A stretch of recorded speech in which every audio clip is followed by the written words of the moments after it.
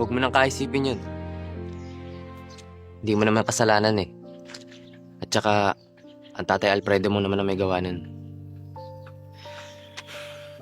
Nagpapasalamat din ako dahil sa muling pagkakataon na naalagaan ko ulit ang mama mo.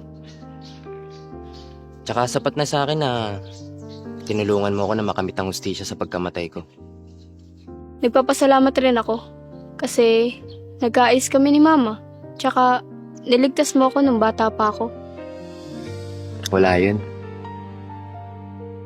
Tsaka pwede ba magtanong? Sige lang. Mahal mo po ba si Mama? Ang totoo niyan,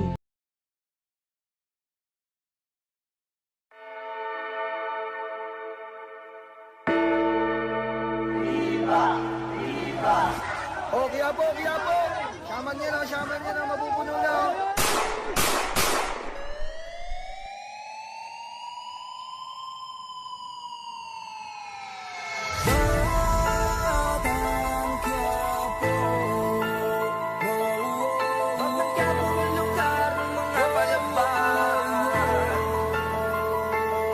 Huwag kang magkaroon sa hindi nga atrasan. Kahit pa magkagulatan kayo ay papalagaan.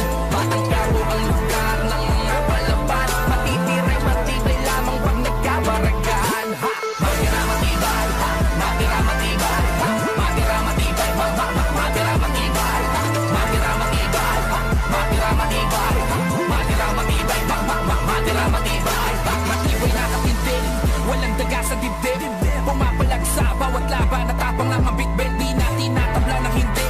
Abutin man ang lintik, sanay nang makakita na despedida sa iskinitang liblib. Pinakabarong bago, sino mo may atraso sa amin ay binabarako. Laging handa to, makipagbasayan na mukha saan man mapatayo. Di na itong bago, kinalo na lang mga kamao ko kakabargo. Ano man ang kahinatan ay handa na ko dyan makahuno masako. Sino mang bumalaban ay papalagaan sa kahit saan talagang palaban. Wala kaming labang inaatrasan, lahat ang humarang sa sagasaan. Hanggang sumabay, patay kumatay, di kami papahuli ng buhay. Handang ilagay sa kamay ang batas, walang iwanan hanggang mauna. Handang sumalo ng bala, pakalimuan ng sandata. Magkakapatid ang turiyan, hindi lang basta barkada. Handang makipagbasagan ng puno. Batang Quiapo hanggang sa huling patak ng dugo. Huwag kang